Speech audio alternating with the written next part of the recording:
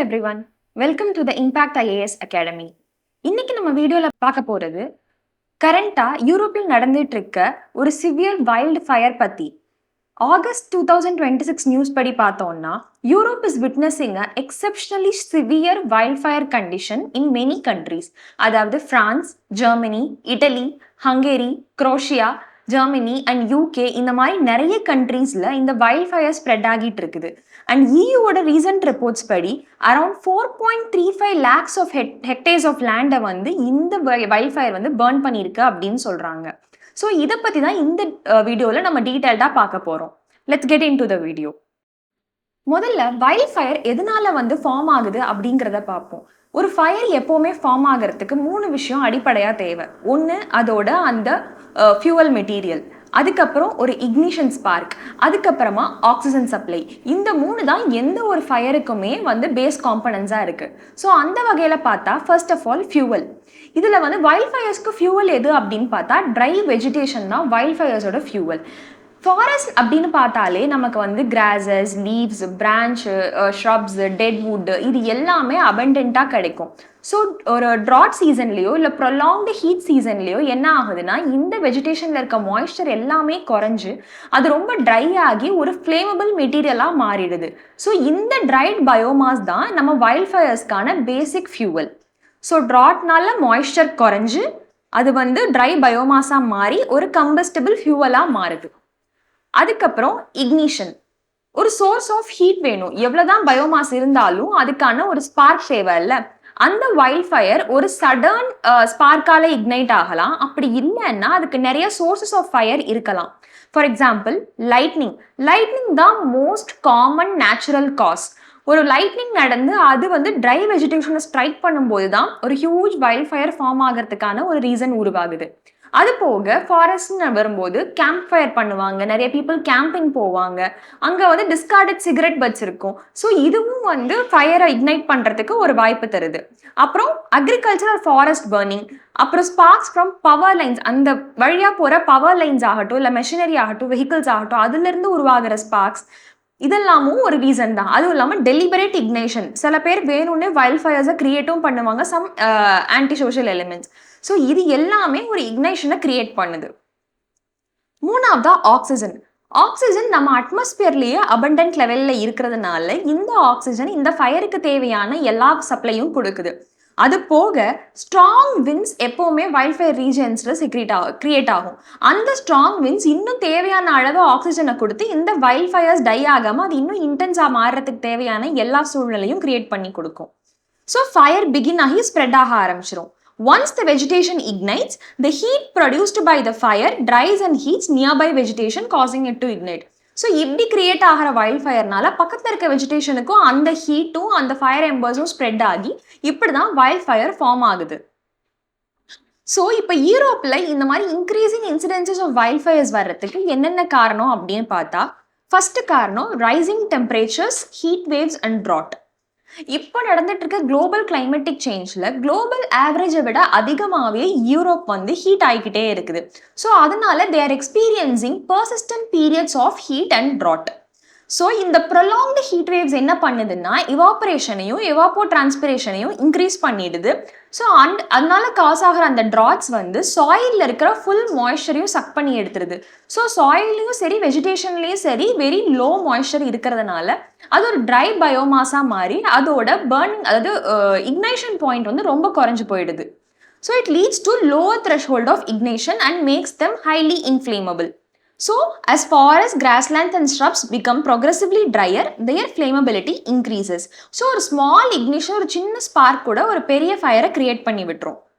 So இதுதான் இங்கே நம்ம ஃப்ளோ சார்ட்டாக பார்க்குறோம். ஃபஸ்ட்டு ஹீட் வேவ்னால ஹை டெம்பரேச்சர் வருது. It leads to higher evaporation and evapotranspiration. So அதனால சாயில்லையும் வெஜிடேஷன்லையும் மாய்ஸ்சர் கண்டென்ட் லூஸ் ஆகுது. ஸோ ட்ரை பயோமாஸ் நிறைய அக்யூமுலேட் ஆகுது. அதோட இக்னேஷன் த்ரெஷ்ஹோல்டும் கம்மியாகுது. ஸோ இதனால டக்குன்னு ஸ்பார்க் பட்ட உடனே faster and more intense wild fire form ஆகுது. ஸோ இது one of the major reasons. Second reason என்னன்னு பார்த்தோம் அப்படின்னா கிளைமேட் விப்ளாஷ், அதாவது the wet and then dry effect. இது வந்து இப்போ ரீசெண்டாக எமர்ஜ் ஆகிட்டு இருக்க one of the important phenomenon. இதோட கேரக்டரைசேஷன் அப்படின்னு பார்த்தோம்னா விப்லாஷ் அப்படின்னு வரும்போது it is a rapid transition between two climatic extremes. அதாவது முதல்ல high amount of extensive explosive rainfall followed by high like intense and severe drought or heat seasons. So first அந்த wet பீரியட்ல வர intense ரெயின்ஃபால்னால இந்த வெஜிடேஷன்லாம் என்ன ஆகும்னா நல்லா வளருது. They face up rapid growth of grasses, shrubs and other vegetation. இப்படி நல்லா வளர்ந்துருக்க வெஜிடேஷனை அடுத்து if they are facing prolonged periods of heat இல்லை வந்து ட்ரை மாய்ஸ்சர் கண்டென்ட் வரும்போது they lose all their moisture and leads to large reservoir of combustible material. So first wet season, அதுக்கப்புறம் dry season. Wet சீசனில் இந்த biomass நல்லா grow ஆகுது, vegetation ரொம்ப வந்து நல்லா வளருது. அதுக்கப்புறம் இந்த ட்ரை சீசனில் அதோட மாய்ஸ்சர் கண்டென்ட் எல்லாம் போய் சாயிலில் இருக்க மாய்ஸ்சரும் போய் அது எல்லாமே huge amount of dry biomass, அதாவது ஹை ரிசர்வாயர் ஆஃப் கம்பஸ்டபிள் மெட்டீரியலாக மாறுது. இதுதான் அந்த கிளைமேட் விப்லாஷ் அப்படின்னு சொல்கிறாங்க. Climate change இந்த சினாரியோவை இன்னும் இன்டென்சிஃபை பண்ணுது because both the ends of this extreme can be so much more intensified. Third reason என்ன அப்படின்னு பார்த்தா rural depopulation and abandonment of agriculture land. Europe வந்து கடந்த சில டெக்கேட்ஸாகவே high amount of rural and urban மைக்ரேஷனை ஃபேஸ் பண்ணிட்டு தான் வருது. People from rural areas especially in southern Europe they are leaving their like rural regions and migrating towards urban places for further developmental opportunities. So இதனால என்ன ஆகுதுன்னா அவங்க ட்ரெடிஷ்னலாக rural ஏரியாஸில் பார்த்துட்டு இருந்தால் அந்த ஃபார்மிங் அது எல்லாமே குறைய ஆரம்பிக்குது. So decline in traditional farming. So இப்போ ஃபார்மிங் குறையும் போது அங்கே இருக்க லைஃப் ஸ்டாக்ஸும் அங்கே குறைய ஆரம்பிச்சிடும். So decline in life stock grazing. இந்த அனிமல்ஸ் தான் யூஸ்வலாக இந்த ஸ்ட்ரப்ஸோ கிராஸோ அதிகமாக வளர விடாமல் அதை வந்து கிரேஸ் பண்ணி குறைக்கும். ஸோ அதுவே குறையும் போது இந்த புதர் இது வந்து இந்த கிராசஸ் ஆகட்டும், ஷ்ரப்ஸ் ஆகட்டும், இல்லை நியூலி ஃபார்ம் ட்ரீஸ் எல்லாமே காடு மாதிரி வளர்ந்து ஒரு ஹியூஜ் ஸ்ட்ரெச் ஆஃப் என்ன சொல்றது ஒரு லைக் கம்பஸ்டபிள் மெட்டீரியலை ஃபார்ம் பண்ணுது. அதான் இங்க சொல்றாங்க. This creates a continuous stretch of combustible vegetation, allowing fires to move rapidly across landscapes rather than being interrupted. ஒருவேளை அதெல்லாம் நடக்காம இருந்து அதெல்லாமே ப்ராப்பரா கிரேஸ் பண்ணி இருந்துச்சுன்னா வைல்ட் ஃபயர் ஸ்ப்ரெட் ஆகாம அதுவே ஒரு நேச்சுரல் பேரியரா ஆக்ட் ஆகி இருந்திருக்கும். அப்புறம் forest structure and monoculture plantations. So ஃபாரஸ்டோட ஸ்ட்ரக்சரும் ஒன்று இம்பார்ட்டன்ட். அங்கே மோஸ்ட்லி மெடிட்டரேனியன் ரீஜன்ஸில் நம்ம பார்த்தோம் அப்படின்னா பைன் அண்ட் யூக்கலிப்டஸ் ட்ரீஸ் தான் அதிகமாக இருக்கும் அந்த ஃபாரஸ்ட்டில். ஸோ இது ரெண்டுமே ஹைலி இன்ஃப்ளேமபிள் பிளான்ட் மெட்டீரியல் அப்படிங்கிறதுனால they kind of like play a catalyst as in this wild fire scenario. அதுவும் இல்லாமல் மோனோகல்ச்சர் பிளான்டேஷன், ஒரு பர்டிகுலர் பிளான்டேஷனில் ஒரு particular type of crops plants மட்டுமே க்ரோ ஆகும்போது அந்த பிளான்ஸோட மாய்ஸ்சர் டென்சிட்டி ஆகட்டும், அதோட கம்போசிஷன் ஆகட்டும் எல்லாமே ஒரே மாதிரி இருக்கும். ஸோ அப்போ ஃபயர் ஸ்ப்ரெட் ஆகவும் ஈஸியாக இருக்கும். பட் ஃபார் எக்ஸாம்பிள் இங்கே வந்து மல்டிபிள் கிராப்ஸோ மல்டிபிள் வெஜிடேஷனோ டைவர்சிஃபைடாக க்ரோ ஆகும்போது அவ்வளோ ஈஸியாக ஃபயர் ஸ்ப்ரெட் ஆகாது. அஞ்சாவது human induced ignitions. As we saw, என்னதான் வந்து ஃபயர் வந்து ட்ரை கம்பஸ்டபிள் மெட்டீரியல் நிறைய இருந்தாலும் அது இக்னைட் பண்ணாமல் it won't lead to a wildfire. So ஒரு large proportion of wildfire ignitions it is associated with human activities. அது ஆக்சிடென்டலாகவும் இருக்கலாம், இல்லை டெலிபரேட்டாகவும் இருக்கலாம். அண்ட் அதுவும் இல்லாமல் expansion of settlements, roads, tourism and infrastructure into forested and seminatural areas வந்து இந்த human forest இன்டராக்ஷனை அதிகப்படுத்தி it makes the region more vulnerable and exposed to wild fires. அடுத்த காஸ் என்னன்னு பார்த்தோம்னா strong winds and rapid fire spread. Wild fire ஒரு particular ரீஜனில் மட்டும் ஃபார்ம் ஆகிட்டா அதை வந்து நம்ம சப்ரெஸ் பண்ணுறது ஈஸி. பட் அது ஈஸியாக ஸ்ப்ரெட் ஆக ஆரம்பிச்சிருது. அதுக்கு காரணம் strong winds. Strong winds can dramatically increase the wildfire's intensity and speed. அதுவும் இல்லாமல் ஒரு நெருப்பு எரியும் போது அதுலேருந்து வர அந்த எம்பர்ஸ், அதாவது அந்த நெருப்பு கங்கு இல்லை துகள்னு சொல்லுவாங்க, அதுதான் மற்ற அன்பர்ன்ட் வெஜிடேஷன் மேலே பட்டு அது வைல்ட் ஃபயரை இன்னும் அதிகப்படுத்துது. அந்த மாதிரி மெயின் ஃபயரை விட்டு பிரிஞ்சு தனி இடத்துல ஃபார்ம் ஆகிற ஃபயர்ஸ் தான் ஸ்பாட் ஃபயர்ஸ்னு சொல்லுவோம். ஸோ அந்த ஸ்பாட் ஃபயர்ஸ் பெருசாகி அது ஒரு லோக்கலைஸ்டு வைல்ட் ஃபயராக மாறி it creates a kind of a barrier for this wild fire mitigation efforts.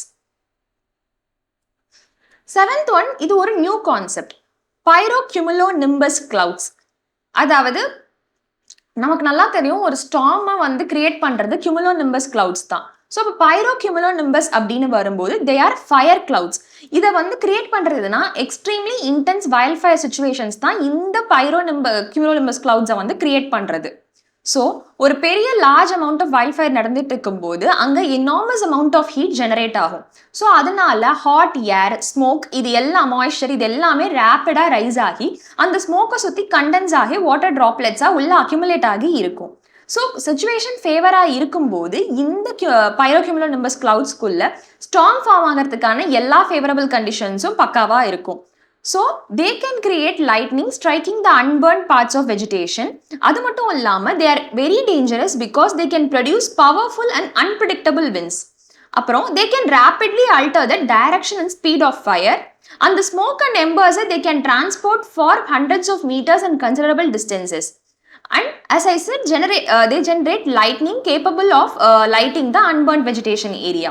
So, இது ஒரு kind of positive feedback mechanism create பண்ணுது. அதாவது வைல்ட் ஃபயர் முதல்ல ஃபார்ம் ஆகுது, அது ஒரு பர்டிகுலர் வெதர் கண்டிஷனை கிரியேட் பண்ணி அந்த வெதர் கண்டிஷன் இந்த வைல்ட் ஃபயர் இன்னும் வளர்றதுக்கான ஒரு ஃபீட்பேக் லூப்பை கொடுக்குது.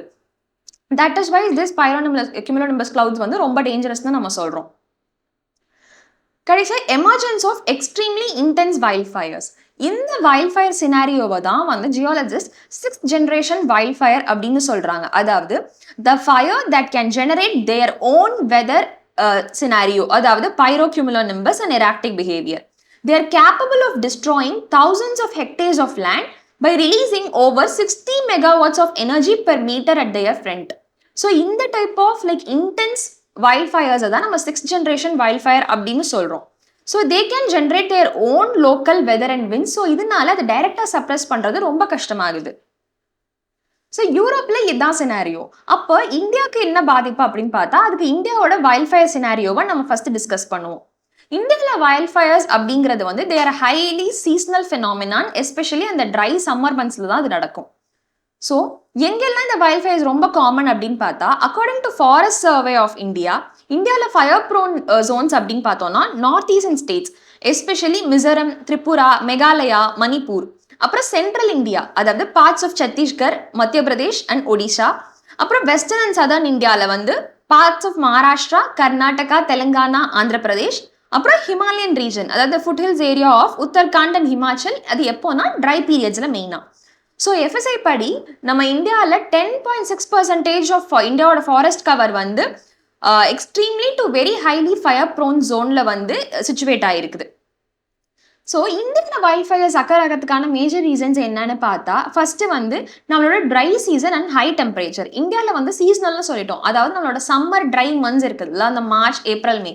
ஸோ அப்போ தான் வந்து நம்மளோட ரெயின்ஃபால் லோவாகவும் வெஜிடேஷன் வந்து ரொம்ப ட்ரையாகவும் இருக்கும். இதுதான் high season for wild fires in India.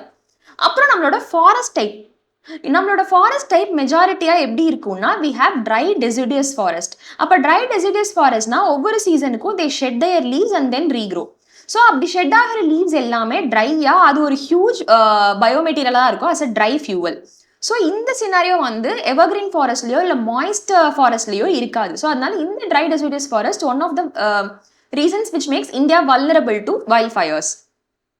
So அப்போ யூரோப்பியன் கான்டெக்ட்லையும் இந்தியா கான்டெக்ட்லையும் பார்த்தா என்ன டிஃப்ரென்ஸ் வைல்ட் ஃபயர்ஸில் அப்படின்னா யூரோப்பில் வந்து wild fires they are caused because of extreme heat, prolonged drought, landscape abandonment and intense fire atmosphere interactions. ஆனால் இந்தியாவில் அது சினாரியோ இல்லை. இந்தியாவில் because of seasonality, dry deciduous vegetation and human induced ignition தான் மெயின் டிரைவிங் ஃபேக்டர்ஸாக இருக்குது. So இந்தியாவில் வந்து நம்ம ஃபாரஸ்ட் ஃபயர்ஸ் வந்தால் எப்படி அதை டிடெக்ட் பண்ணுறோம் அப்படின்னு பார்த்தா நம்மக்கிட்ட ஒரு sophisticated satellite based monitoring system இருக்குது. ஸோ எஃப்எஸ்ஐ என்ன பண்ணுது அப்படின்னா நாசாவோட டெரா அண்ட் அக்வா சேட்டலைட்ஸ் மூலமாக மோடஸ் சென்சார்ஸ் யூஸ் பண்ணி நம்மளால அப்ராக்சிமேட்லி 1 கிலோமீட்டர் ரெசல்யூஷனில் நம்ம வெதரை வந்து மானிட்டர் பண்ண முடியும். SNPP VIRS இமேஜிங் படி 375 மீட்டர் ரெசல்யூஷனில் நம்மளால டீடைல்டு ஃபயர் டிடெக்ஷனை பண்ண முடியும். இந்த டேட்டாவை ஸ்டேட் ஃபாரஸ்ட் டிபார்ட்மெண்ட்ஸுக்கு ஒரு நாளுக்கு அட்லீஸ்ட் 6 வாட்டியாவது நம்ம எஃப்எஸ்ஐ வந்து அனுப்பிக்கிட்டே இருப்பாங்க. அது மட்டும் இல்லாமல் we have one Agni geo portal. So forest survey of India தான் வந்து இந்த போர்ட்டலை 2019 லான்ச் பண்ணாங்க. இதில் வந்து we have information integrated on active forest fire, large fire events, forest cover, forest type, fire prone areas and fire weather index. So இதெல்லாம் வந்து சேர்ந்து தான் இதை வந்து இந்தியாவோட இம்பார்ட்டன்ட் ஜியோஸ்பேஷியல் பிளாட்ஃபார்மாக இருக்குது, especially in terms of forest fire management. So இப்போ இந்த வைல்ட் ஃபயரை நம்ம எப்படி மிட்டிகேட் பண்ணி ஃபார்வர்டாக மூவ் பண்ணலாம் அப்படின்னு பார்த்தோம்னா ஏர்லி வார்னிங் சிஸ்டம்ஸ். ஸோ நம்ம சேட்டலைட் பேஸ்ட் மானிட்டரிங் பண்ணுறதுனால அதை ஸ்ட்ரென்தன் பண்ணி நம்ம ஏஐ பேஸ்டு ப்ரெடிக்ஷன்ஸையும் ஜிஐஎஸ்ஸையும் அதோட இன்டகிரேட் பண்ணினோம்னா நம்மளால டைம்லி அலர்ட்ஸை கரெக்டாக பண்ண முடியும். Fuel management, as I said, fuel தான் இதுக்கு வந்து main source of power. So அப்போ வந்து நம்ம ட்ரை பயோமாஸை வந்து கரெக்டாக ஹேண்டில் பண்ணணும். அது டைமுக்கு we have to remove excess of dry biomass. அப்போ maintain fire lines and use scientifically controlled burning. நம்ம நிறைய இடத்துல அக்ரிகல்ச்சரல் பர்னிங் பண்ணுவோம், அதுவுமே வைல்ட் ஃபயருக்கு ஒரு மேஜர் காஸாக தான் இருக்குது. ஸோ அதை சயின்டிஃபிக்கலாக கண்ட்ரோல் பண்ணி நம்ம ப்ராப்பர் மெஷர்ஸ் எடுத்து பண்ணணும். Climate resilient forest management. So நம்ம நேட்டிவ் அண்ட் டைவர்ஸ் வெஜிடேஷனை ஃபாலோ பண்ணுறது மூலமாக as I said, monoculture vegetation எப்போவுமே வைல்ட் ஃபயருக்கு ஃபேவரபிளாக தான் இருக்கும். So we have to shift to diverse vegetation and avoid excessive accumulation of highly combustible biomass.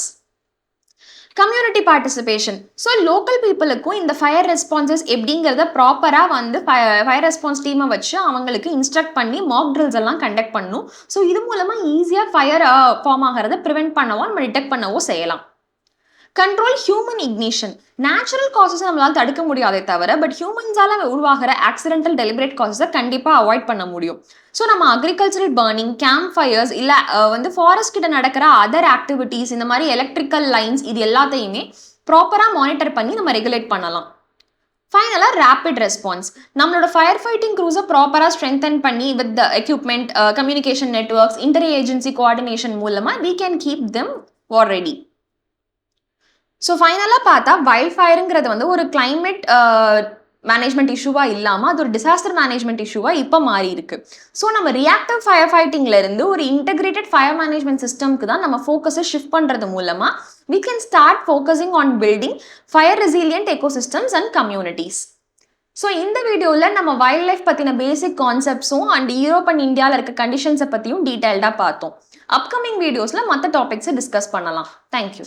IAS IPS ஆகணும்னு கனவு இருக்கிற ஸ்டூடெண்ட்ஸ்க்கு தேவையான முக்கியமான 3 விஷயம் என்ன சார்? யூபிஎஸ்சி அப்படின்னு வரும்போது எல்லாருக்குமே வந்து ஒரு தெளிவான இலக்கு அப்படிங்கிறத நிர்ணயிச்சுட்டு நான் இதுக்கு ஹார்ட் ஒர்க் பண்ண ரெடியா இருக்கேன், என்ன நோக்கத்துக்காக நான் இந்த பயிற்சி எடுத்துக்க வர்றேன், கோல் என்ன அப்படிங்கிற clarity is very much important. First ஒரு சரியான வழிகாட்டி, நீங்க எந்த அளவுக்கு ப்ராப்பரா டிராவல் பண்றீங்க, உங்களோட ஃபோக்கஸ் கரெக்டா இருக்கா, is there any deviation from the preparation. நம்ம இம்பாக்ட் ஐஏஎஸ் அகாடமி இந்த இயர் ஆகஸ்ட் பேட்ச்க்கான ஒரு இன்டேக்கை இப்போ அட்மிஷன்ஸ் ஓப்பன் பண்றோம். நம்மளோட ஸ்பெஷாலிட்டி என்ன அப்படின்னு பாத்தீங்கன்னா, பொதுவாக கோச்சிங் சென்டர்ஸ் அப்படின்னாலே ஒரு 100-200 பேர் உள்ள உட்கார வச்சிருவாங்க. ஸோ அப்போ எல்லாரும் டீச் பண்ணிட்டு போயிட்டே இருப்பாங்க. நம்ம வேணா நம்ம தான் பிக்கப் பண்ணிக்கணும் அப்படின்னு சொல்லுவாங்க. அந்த மெத்தட்லேருந்து நம்ம டிவியேட் ஆகி ஒரு லிமிட்டட் நம்பர் ஆஃப் ஸ்டூடெண்ட்ஸோட ஒரு பர்சனலைஸ்டு மென்டாரிங், நீங்கள் எங்கே உங்களோட ஸ்ட்ரென்த் இருக்குது, எங்கே உங்களோட வீக்னஸ் இருக்குது அப்படிங்கிறத ஐடென்டிஃபை பண்ணி உங்களை இந்த கோலையும் டெஸ்டினியும் நோக்கி கையை பிடிச்சி அழிச்சிட்டு போகிறது தான் இம்பாக்ட் ஐஏஎஸ் அகாடமியோட யூனிக் ஐடென்டிட்டி. இது குறித்து ஃபர்தர் இன்ஃபர்மேஷன் வேணும் அப்படின்னா அண்ணா நகர் ஈஸ்டில் இருக்க நம்ம இம்பாக்ட் ஐஏஎஸ் அகாடமியும் ஸ்டூடெண்ட்ஸ் விசிட் பண்ணலாம், அல்லது ஸ்க்ரீனில் தெரியிற நம்பரையும் அவங்க கான்டாக்ட் பண்ணலாம். Certainly our people will help them.